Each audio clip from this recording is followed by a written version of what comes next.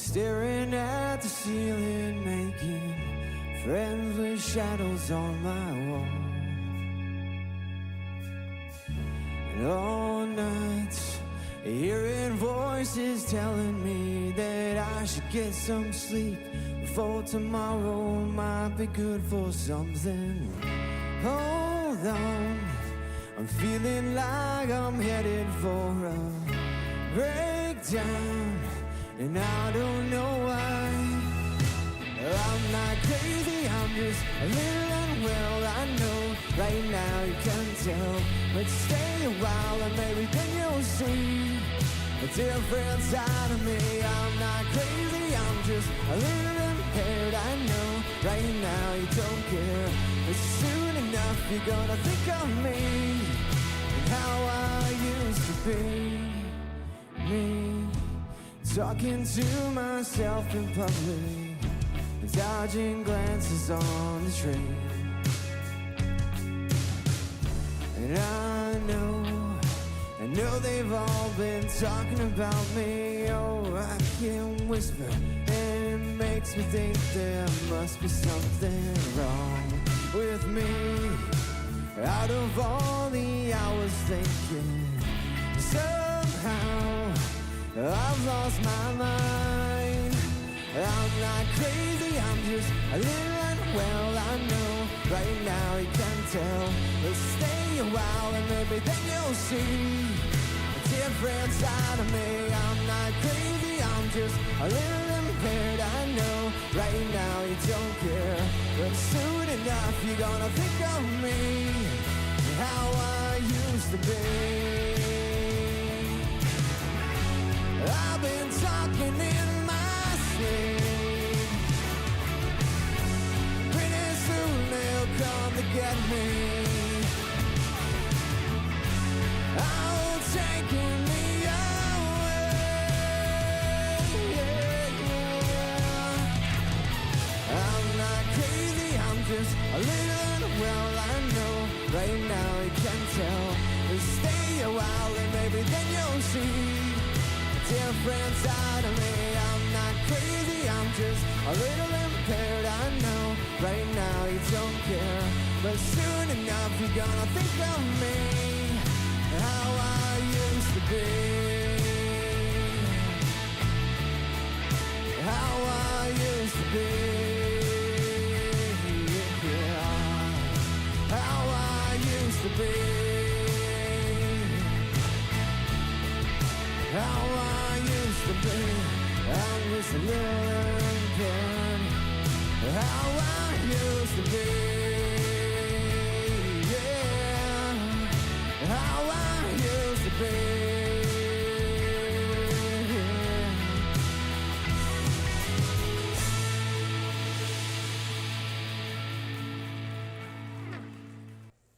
Welcome to the Ridge Community Church Online. My name is Allison. I'm so glad to be joining you from our online studio here at the Greenfield campus. And I'm so glad you're joining us from wherever you are today. Hope you've had a great start to the new year. Well, we just started service with that song. If you didn't recognize it, it was called Unwell by Matchbox 20. Because sometimes music helps us do a good job of conveying feelings that words alone can't. And when asked why he wrote that song, the lead singer of the band, Rob Thomas, he said this. He said, "I wasn't feeling comfortable in my own skin. That led me to having really crazy panic attacks and having to figure out a way to get all of that under control.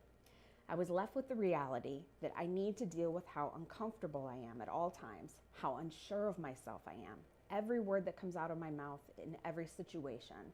Unwell was the beginning of that for me."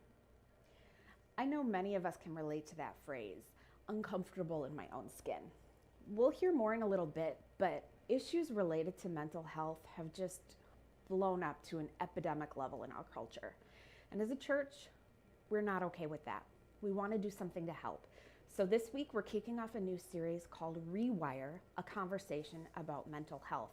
And we're hoping that this will be the beginning of a journey towards better health for you or someone you love. And we'll jump into that in just a moment.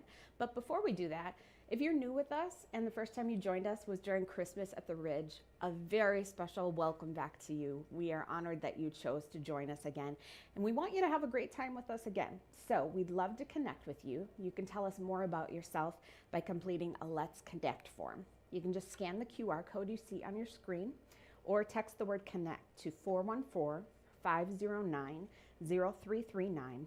And you'll get a link to the form texted back to you. It's a real quick form, very simple, and when you fill it out, you'll also be on our email list. So you could stay up to date on all the things other people are doing here at the Ridge. So now let's head over to the auditorium for our lead pastor, Mark, where he's kicking off Rewire.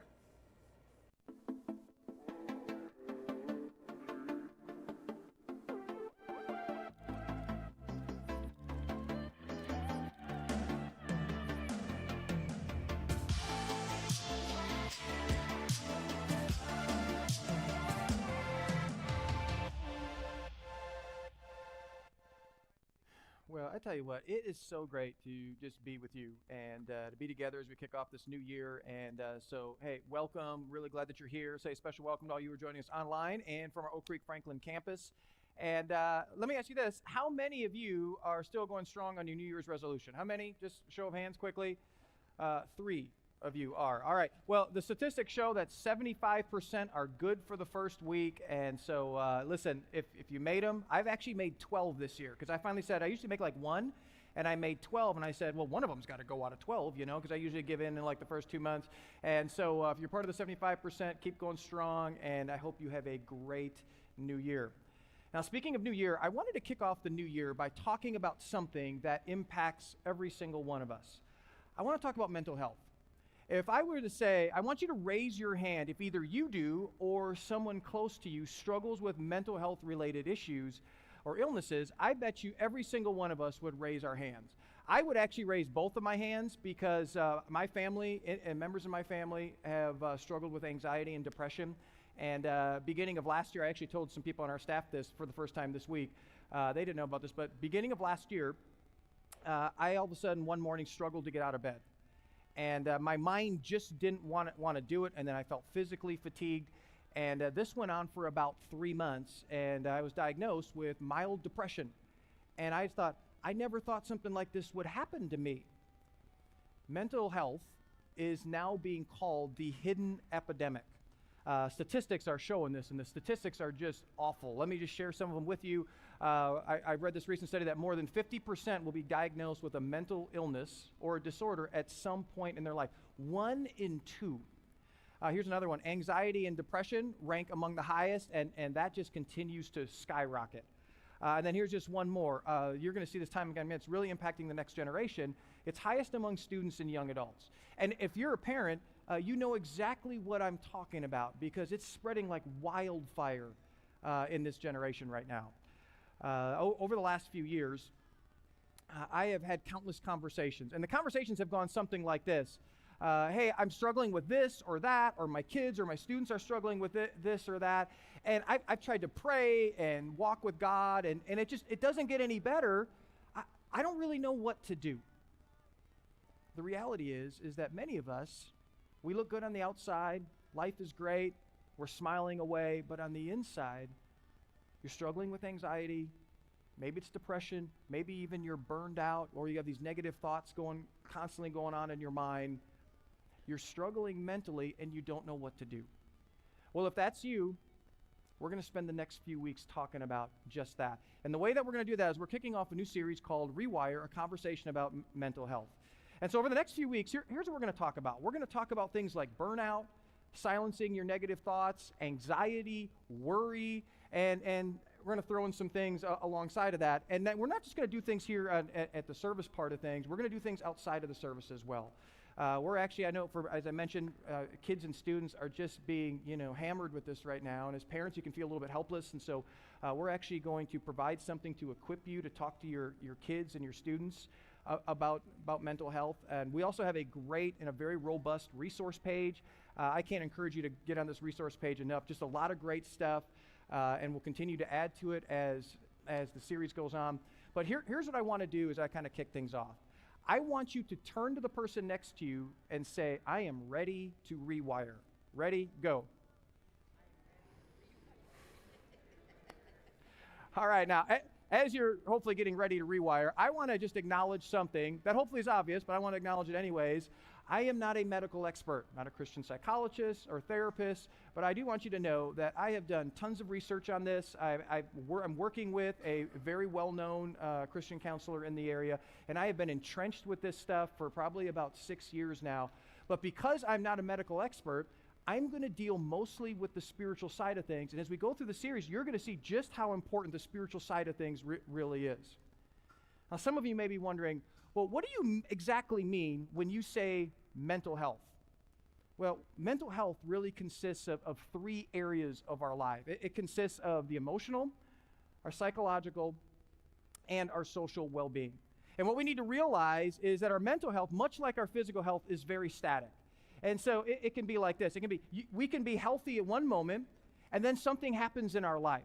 It can be a change in our body. It can be a traumatic event of some kind. I mean, we can be really healthy one moment, and then all of a sudden the next moment, we're not healthy anymore.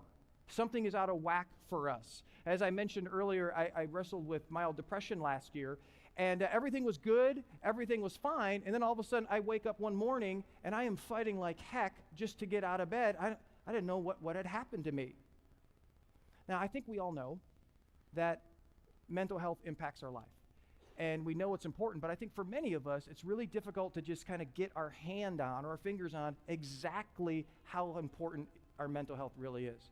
And so I kind of want to do a deep dive into this for a minute. Here's why our mental health is so important. Our mental health impacts the way we think, which then impacts how we feel, which then ultimately impacts how we act. This right here, this little system right here, is the operating system that God has put in one of us. It's how we function as people. You know, this is so important to think, and that when you think about this operating system, this is why mental health really impacts everything. It impacts how you engage with people or don't engage with people. It impacts how you handle stress.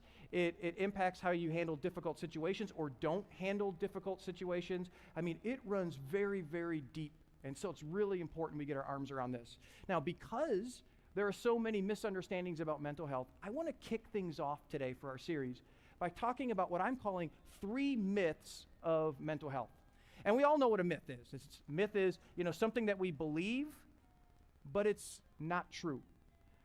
Recently, I was reading this article about common myths that we believed growing up. And there was like 50 of them, and I thought, these are probably, I didn't believe any of these things, So I'm reading through them, and there was like 10 of them. I'm like, that's not true.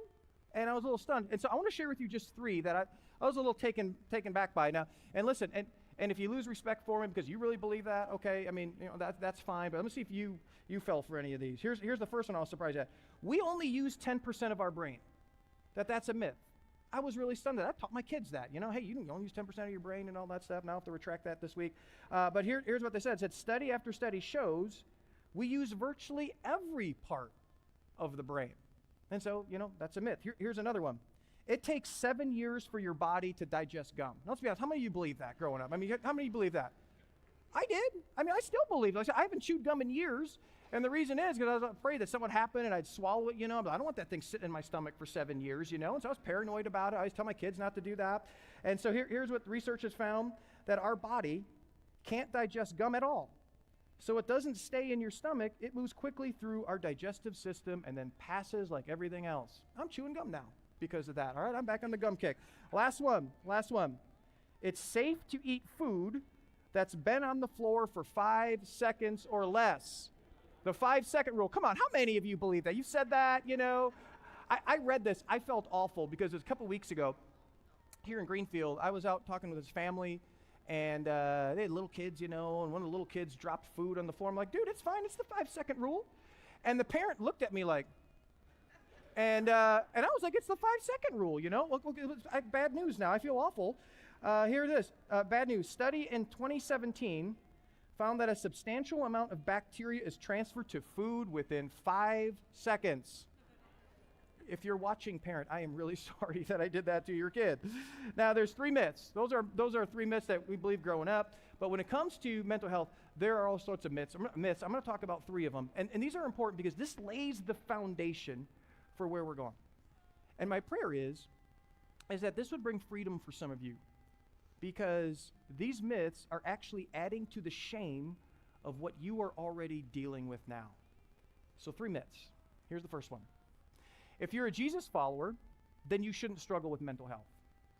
You know, the belief is, there's this belief that once you give your life to follow Jesus, then he fixes immediately everything, and that all your pain and your problems should go away. It's like, here's my story. My story is, I started following Jesus, and my hair instantly started to grow back. Or I started following Jesus, and my credit score, man, it just shot right up. Or I started to follow Jesus, and my boss at work, who is nuts and crazy, he or she's not nuts or crazy anymore. Or I had these marriage problems, I had these relational problems and health problems. I started following Jesus. It's like, it's all good. It's like Jesus just waves this magic wand, and this is what some of us believe, and then like everything all of a sudden is good in our life. The problem is if that's what you believe, then when something is not okay in your life, then you start to believe that something is either wrong with you or it's wrong with Jesus. Yes, there's something wrong, but it's not wrong with you, and it's not wrong with Jesus. What's wrong is you believed something about Jesus and following Jesus that he never promised. In fact, he actually said the exact opposite on many occasions. Let me just look at one. Here's what he said in the book of John. He said, in this world you'll have what? Trouble. Bad things are going to happen. He said, but take heart, I have overcome the world. So Jesus never said, hey, I want you to follow me, and then your life will be perfect and pain-free. He repeatedly said, I want you to follow me. And then when trouble and pain hits your life, don't lose hope, because I'm willing to walk with you through whatever comes your way.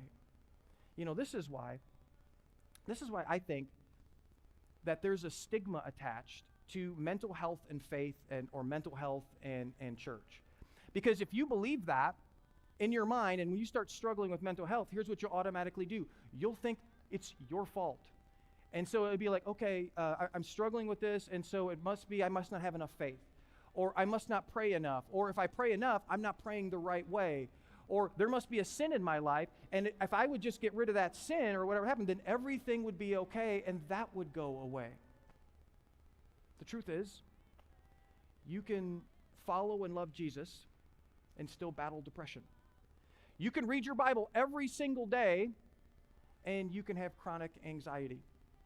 You know, you can not miss church for the entire year of 2023. And even sit in the front row, because when you sit in the front row, it means you're closer to God, you know? And so you can even sit in the front row, and you can even volunteer in the 2-year-old room and still struggle to overcome trauma. Maybe because, you know, you're serving in the, in the 2-year-old room, I don't know. One of the things I love about the Bible is that it is filled with people that we can relate to. In fact, many of the people who we would consider, men and women considered heroes of the faith, many of them struggled with seasons of mental health issues in their life. Let me give you a couple examples. There's an Old Testament prophet named Elijah, a very well-known prophet. There was this time where he challenged 400 false prophets, and what was really great is he challenged them to a firefight. And what he said was, the firefight was, okay, which one of our gods is going to send fire down from heaven first? And what was great, it's one of the best trash-talking lines in the entire Bible. As the false prophets are trying to call down fire, nothing's happening. He goes, oh, maybe your God is relieving himself. I just love, that's one of the great trash-talking lines in all the Bible. And so he does that, nothing happens, and then his God does rain down fire. He humiliates the false prophets. The next day, he says, God, I don't want to live anymore. Would you take my life? King David, he is a warrior. He's a worship leader. He defeats Goliath.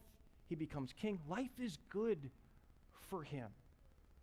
But when you read the Psalms and some of the things that he wrote in the Psalms, you'll see that he struggled with despair, wondering if God had truly abandoned him. There was a prophet, and this prophet was named Jeremiah. And I always want to say Jeremiah was a bullfrog every time I say that, but his name was Jeremiah. But he was actually known as the weeping prophet. And I don't know about you, I don't want to be known as the weeping anything, okay? I'd rather be known as the MMA prophet or the linebacker prophet, But he was known as the weeping prophet. And you see with Jeremiah, he struggled with insecurity, and he cursed the day that he was born. And so if you struggle with mental health related things, sometimes the message in the church, because the church doesn't know what to say, and the message is, well, you just need more of God. And you know what? You do need more of God. I think we all need more of God. But do you know what else you might need? You might need to get more sleep. Was that unspiritual? No. God designed us that way. Hey, you know what you might need? You might need better friends. You're not connected in community with other people. You may need to get into a small group because you need people in your corner that are fighting and praying for you. You might need to develop a new hobby this year because you need a hobby that'll help you disconnect your mind because you have a hard time disconnecting your mind. If you're struggling with mental health, and listen, so many of us are, and you're taking steps with God and you're wondering what's wrong, listen, here's what's wrong. You're a human being that lives in a fallen, broken world, and every single one of us, whether Jesus follower or not, will experience the impact of that. So there's this myth that says, hey, if you follow Jesus, you shouldn't struggle with mental health. Not true. Second myth, that we should separate our mental health from our faith.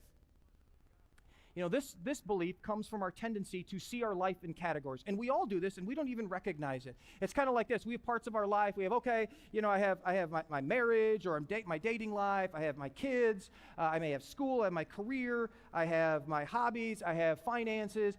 And I have my faith. And sure, there's some overlap there, but there's very little connection between all of those. And so as a result, we see our life and we live our life as very disconnected. This is why for many of us, we follow Jesus, and Jesus has very little impact with those other parts of our life. It's because Jesus is one category among many. Last year, I talked about this. I talked about how when Jesus used the word soul in his teachings, the word that he used for soul is actually where we get our word psychology. It literally means soulology. And the idea of soul meant this idea of wholeness to Jesus. And so here's what your soul is. Your soul is the integration of the whole of you. So when you think about your soul, we think about that immaterial thing, that kind of floats out of us, when we die and all that stuff. But when Jesus talked about soul, he talked about our physical body, he talked about our mind, he talked about our will, and he talked about our emotions. The immaterial and the material part of us wrapped together is our soul. And so we weren't made by God to be or live disconnected. And you already know this. And here's how you already know this. When you get sick or hurt, you know this. It impacts other parts of you. Last November, I got what was, I think, going around. I don't know exactly what it was. Stomach bug, flu, whatever it was. Everybody seemed to get it. It knocked me out for, I don't know, about 6 days or so. There was at one point, I slept for 18 hours. Now, my wife was happy about that, and kids were and all that stuff, but I was out for 18 hours. And here's the thing, it just didn't impact me physically. It also impacted what I could do mentally, and it impacted me emotionally as well. And here's what this means when it comes to our mental health. Some of our mental health related struggles and illnesses. Now, when I say that, I'm not talking about the medically diagnosed stuff, okay? That's a different conversation. But some of our mental health related struggles and illnesses, they are spiritually related. For example, and we're going to talk about this stuff as we go through the series in more depth. For example, for some of you, you're struggling with anxiety right now. And do you know why you're struggling with anxiety? For some, the root of it is identity related issues. For others, you're carrying around weight that you were never meant to carry around, which has a ripple effect, and it's why you're experiencing anxiety. Those are spiritual issues. Some of you are burned out right now. Do you know why you're burned out? You are living at a pace that God didn't design us to live. And the solution to things like this is we need to tap into God's rhythms and ways that he created us to live. And when we do that, it'll have a ripple effect to every other area of our life, and that includes our mental health. Now, let me give you a personal example about this. In the pastor world, okay, in the world that I live in, the statistics on mental health, they are absolutely staggering. The most recent statistics showed that 40% of pastors are considering quitting their job right now. And much of that is driven by mental health related illnesses and struggles right now. As I mentioned earlier, I dealt with mild depression last year. And I was already seeing a counselor, and let me tell you something, he's earning his money. I can't wait till he writes the book. He'll just say that, person A, but he'll really be writing it about me. And so as a part of our time together, he said, I want you to ask some larger questions. Why do you think this is? And as I just kind of asked myself some of these questions, one of the things that popped out to me is that in the church world around our country, this is kind of happening. In the church world, people are just jumping ship left and right. And they're not jumping ship because of spiritual reasons, even though they mask it in that. They're jumping reasons because of political reasons and other reasons, okay? And they're kind of jumping around. And so people who were with you, they aren't with you anymore. And so there's just all this loss going on that pastors around the country are experiencing. And so when you experience loss, you have a choice. I have a choice. You just kind of keep on keeping on, ignore it, tough it out, all that stuff. And you know what? That's what I was doing, and there's a ripple effect to that. Or God has put stuff in place for us that when we experience loss, we appropriately grieve those losses. And so I started to do that this past year. And as I started to do that, guess what that helped? It helped me be able to get out of bed better and started to lessen that depression experience that I was going through. But I had to be willing to tap into the ways that God had put in place for me to deal with the very things that I was dealing with. I use this analogy, okay, and hopefully this helps you. I like to think mental health and our mental health and the struggles and the issues and the things that we experience, I like to look at them as the check engine light of a car. I don't know about you, when a check engine light goes on, I first ignore it, hoping it'll go away, and then I pray, hoping it'll go away, and it never goes away. But what does a check engine light, what's the purpose of it? The purpose of a check engine light is to let us know that something is wrong and it needs to be looked at. Things like anxiety and worry and burnout, negative thoughts that just keep pumping and pumping and pumping in your mind, depression to some degree. That's our body and our mind letting us know that something is wrong and it needs to be looked at. And if we would be willing to step into some of these appropriate things that God has put in place for us, it'll have a ripple effect into every area of our life, including our mental health, because we were made to be integrated. And to follow Jesus, he will always lead us to integration. Throughout this series, we're going to look at some of those things and some of the things that we can do when our check engine light goes on. And we're going to see that God has put some things in place to rewire our body and rewire our mind. And once again, it will just impact every area of our life. Third and final myth, and I think this one's bigger than we realize. It's God doesn't care about your mental health. God doesn't care. It's like, have you seen what's going on in the world?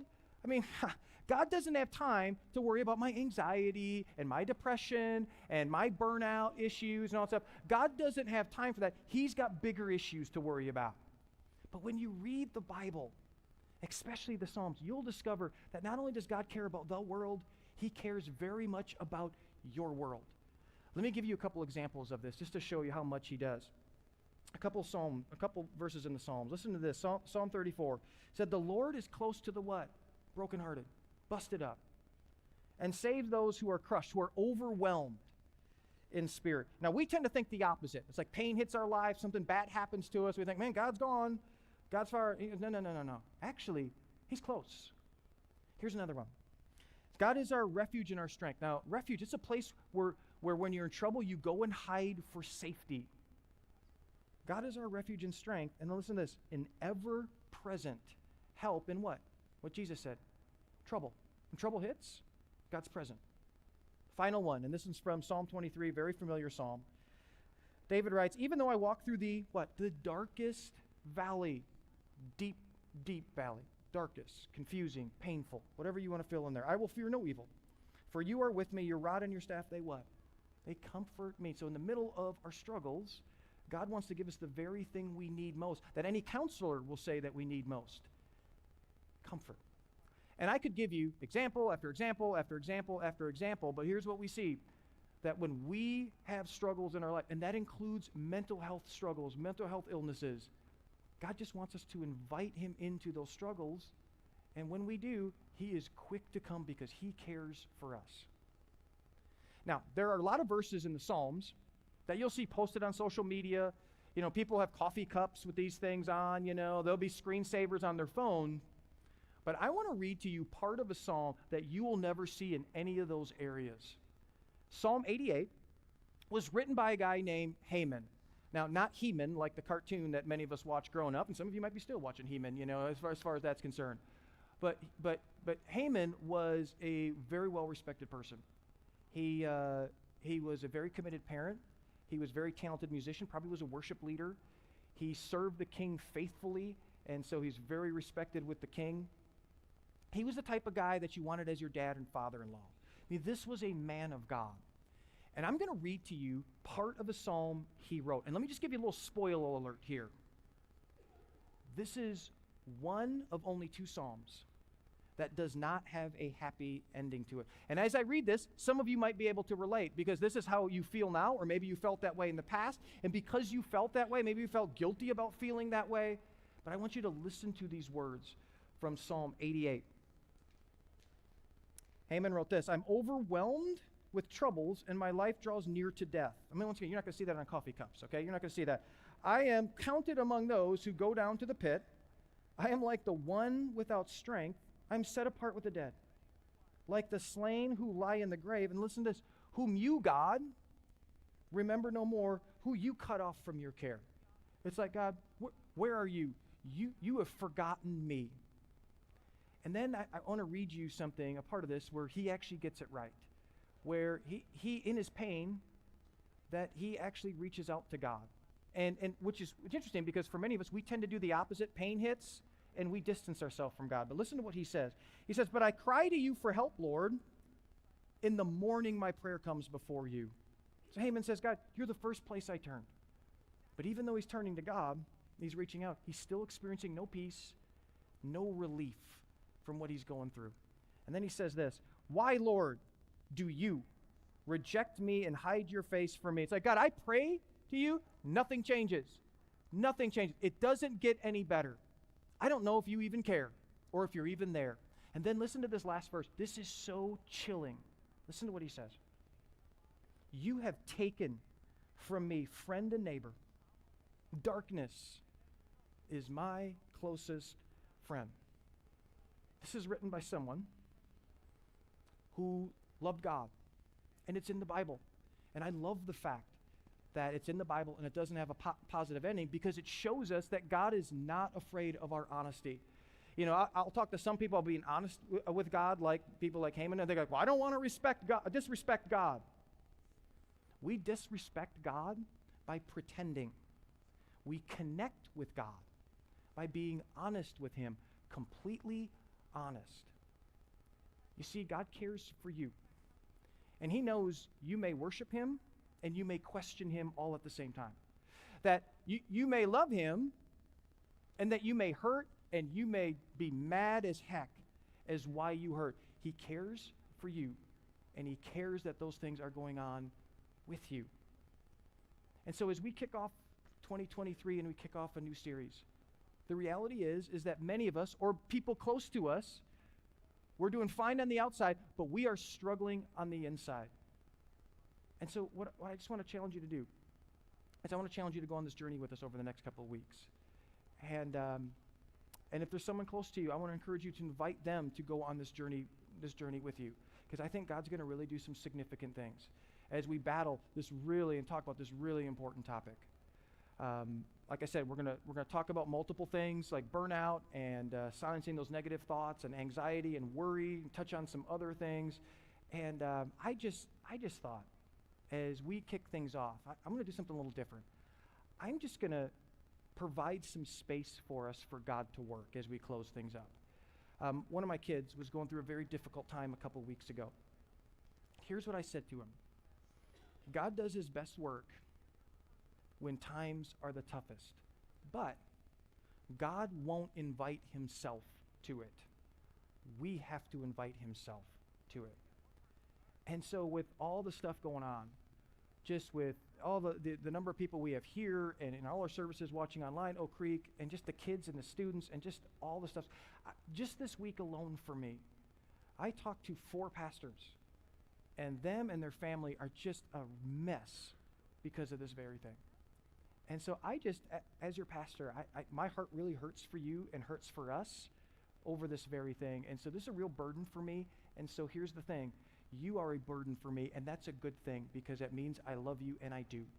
And so I really feel like I just want to pray for you and pray for us as we kick this off and we kick off this journey, that God would really move. And so I want you to bow your head and close your eyes. And Father, it's an honor for me to be able to pray for our church.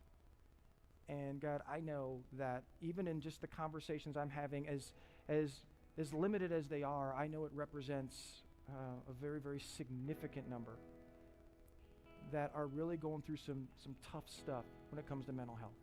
Depression, anxiety, some of it's just debilitating. And I know, God, that you grieve and you hurt. And as we read some of the Psalms, even as we looked at today, you just talk about being close to the brokenhearted, those who are overwhelmed, those who just feel burned out. God, you haven't left us. You've actually gotten closer to us. And sometimes in our pain, we don't realize that. And so, Father, I just want to pray across our church that our hearts would be open, that maybe our defenses would be down. And God, we just invite you in. And we invite you into the middle of our pain and our hurt and our questions and our confusion. And God, if this is someone that we love in our life, we pray for them right now, this very same thing. And Father, I just want to pray over our church. All the parents, grandparents, those who are single, our kids, our students. I pray, God, as we go through this journey, that you would step in and just really do some supernatural, significant work in our lives. Father, I thank you that things like how we're feeling here and what we're dealing with and the confusion, that we have the freedom from you to come to you with this stuff and to be completely honest. And you invite that into us. God, may we do that as we go through this journey. And Father, as a community, may instead of distancing ourselves, maybe we be drawn to you and be honest with you, and may we experience your comfort, and most of all, in the middle of it, may experience your deep peace. Thank you, God, for what you're doing. We give you this year and what's going to happen this year, God, just in so many different ways. We just defer to you. We surrender control to you, and we ask that you would just do immeasurably more than we can ask or imagine. I pray this in Jesus' name. Amen.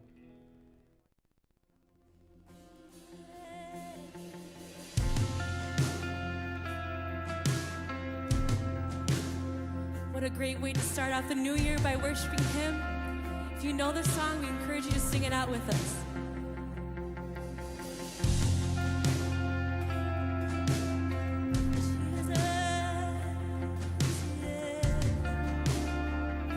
Say, I don't want to be afraid. I don't want to be afraid every time I face the waves. I don't want to be afraid. I don't want to be afraid. I don't want to fear the storm just because I hear it roar. I don't want to fear the storm.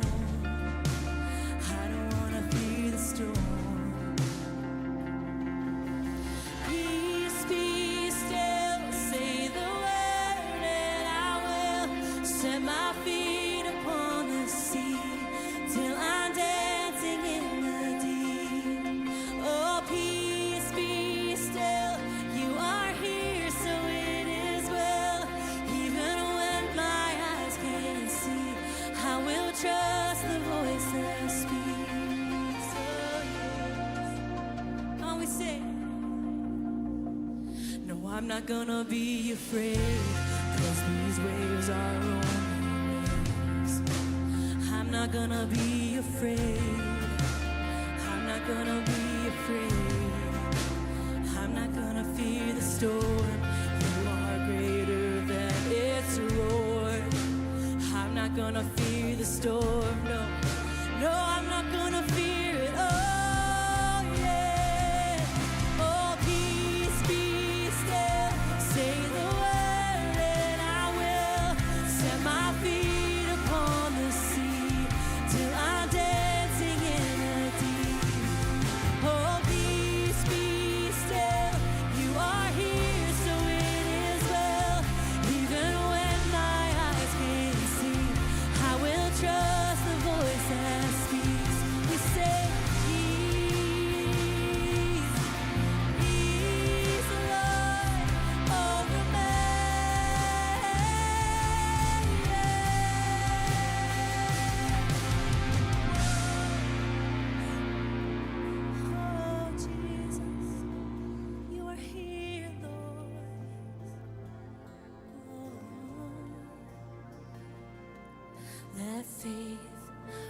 rise up, oh heart, believe, let faith rise up in me.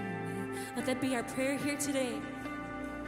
Let faith rise up, oh heart, believe, let faith rise up in me. Lift your voice today. Let faith rise up, oh heart, believe, let faith rise up in me.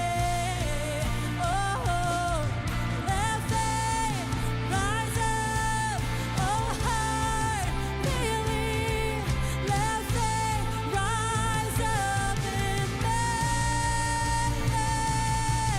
Oh, peace be still, say the word and I will set my feet upon the sea till I'm dancing in the deep. Lord, peace be still, you are here, so it is well.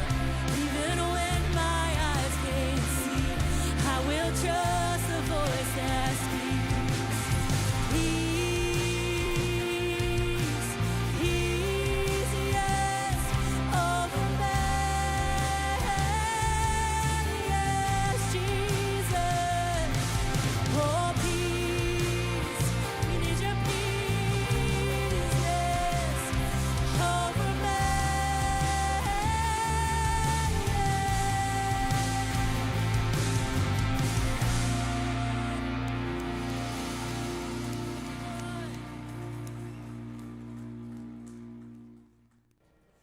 Our vision as a church is to bring the hope of Jesus into every home.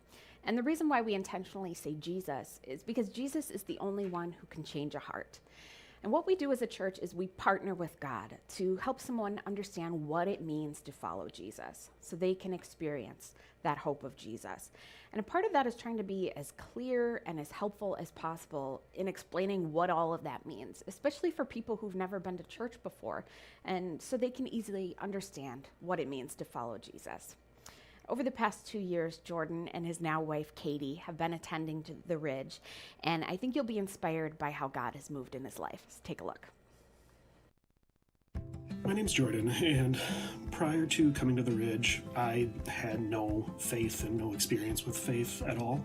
I was raised in a household where there was no discussion of that kind of thing, and so I had never really been exposed to it. It wasn't something that I ever planned to try and seek out. It was just something that I hadn't thought about much and was very passive about.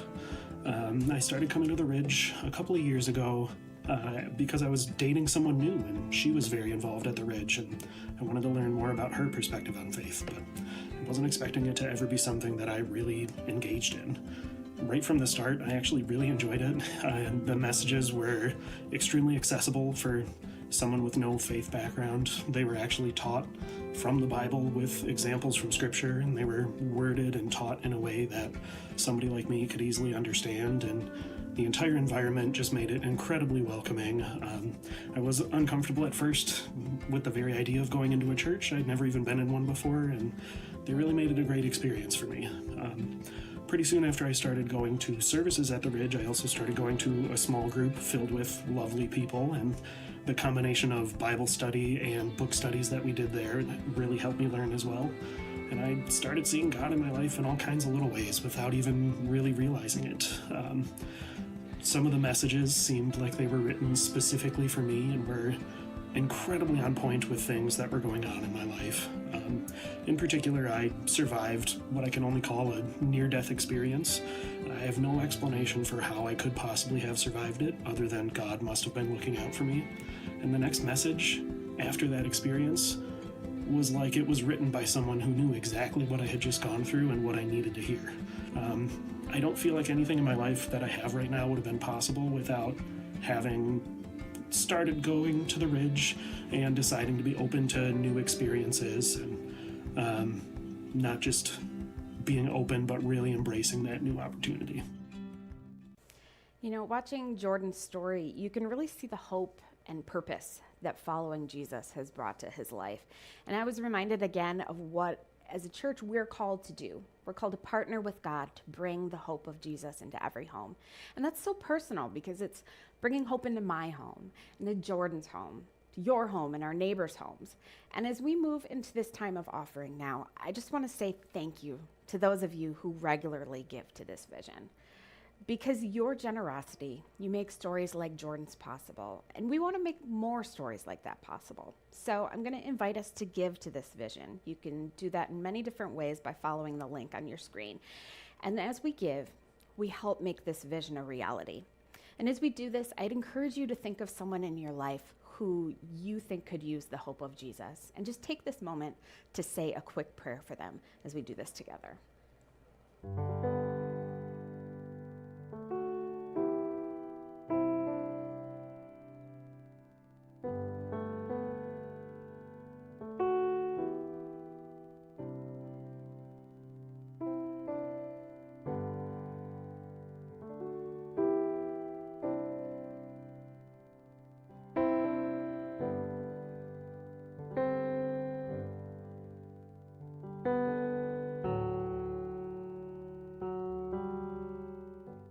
Thank you for doing that. I believe our series Rewire is going to be the beginning of a journey for so many of us to better our mental health. And to help you stay healthy throughout the week, our team has put together this amazing resource page with links and videos all about these different aspects of mental health: anger management, anxiety, addiction. And what's great is there's also a whole section for helping someone you love who is struggling with those things. So there's really something for everyone there, and I hope you check it out. Make sure to join us online or at one of our locations next week. We're talking about something called, you may have heard of the Great Resignation. Well, we're going to talk about something that many say has caused that and how we can deal with it. So we're going to get through this together. And in the meantime, if you were encouraged today, give this video a thumbs up, share it with a friend, hit subscribe so you can be notified of all the rest of our videos that come out. Well, let's help others get mentally healthy, and as we do, we are playing a part in the vision to bring the hope of Jesus into every home. Thanks for joining us today.